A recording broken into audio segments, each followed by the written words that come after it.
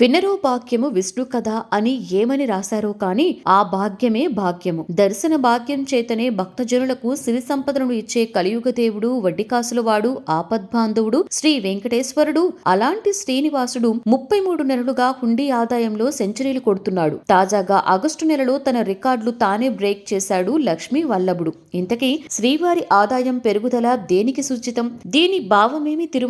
తిరుమలేశుడి హుండీ ఆదాయం ప్రతి నెలా కూడా 100 కోట్లకు తగ్గేట్లుగా లేదు అన్నట్లుగా వస్తోంది. వెంకన్న ఆదాయం అంతకంతకు పెరుగుతూనే ఉంది. ఈ ఏడాది మొదటి 10 నెలల్లో 1142.43 కోట్లకు చేరుకుంది. తిరుమల వెంకన్న ఆదాయం నవంబర్ నెలలో 111.30 కోట్లు వచ్చింది. దీంతో తిరుమల శ్రీవారికి 11 నెలల ఆదాయం కాస్త 1253.73 కోట్లకు చేరుకుంది. ఈ మధ్య కాలంలో గణనీయంగా పెరిగిన భక్తుల రద్దీ తగ్గట్టుగానే హుండీ ఆదాయం కూడా రికార్డు స్థాయిలో నమోదవుతోంది. శ్రీవారికి కానుకలు సమర్పించే భక్తులు తిరుమలేశుడి ఆస్తుల విలువను అమాంతం పెంచుతున్నారు. వెలకట్టలేని వజ్ర వైడూర్యాలు, బంగారు ఆభరణాలు వెంకన్న సొంతం. కాగా ఈ ఏడాది మొదటి 6 నెలల హుండీ ఆదాయం 670.21 కోట్లుగా శ్రీవారి ఖాతాకు జమ అయింది. శ్రీవారి ఆదాయం రికార్డులను చూస్తే 1954 జూన్ నెలలో రికార్డు స్థాయిలో 5,35,703 రూపాయలు ఆదాయం వచ్చింది.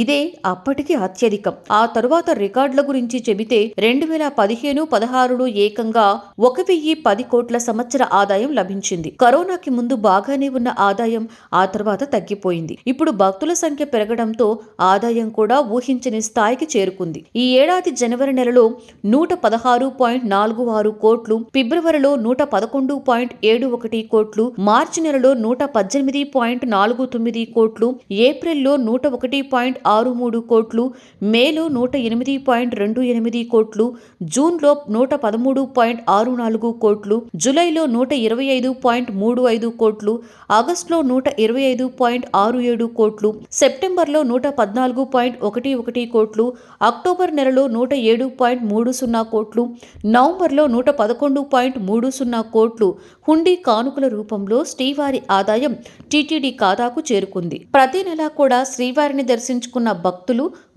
సమర్పించిన కానుకల వివరాలను డయల్ యువర్ ఈవో కార్యక్రమంలో తిరుమల తిరుపతి దేవస్థానం వెల్లడించింది. ఈ ఏడాదిలో అత్యధిక ఆదాయం ఆగస్టు నెలలోనే వచ్చినట్లుగా టీటీడీ లెక్కలు చెబుతున్నాయి. ఆగస్టు నెలలో శ్రీవారికి ఏకంగా 22.42 లక్షల మంది భక్తులు దర్శించుకోగా శ్రీవారి హుండీ ఆదాయం 125.67 కోట్లు వచ్చినట్లుగా టీటీడీ ప్రకటించింది. ఆగస్టు నెలలో 1.06 లక్షల లడ్డూలను విక్రయించిన టీటీడీ 24.33 లక్షల మంది భక్తులు అన్న ప్రసాదం స్వీకరించినట్లుగా ప్రకటించింది.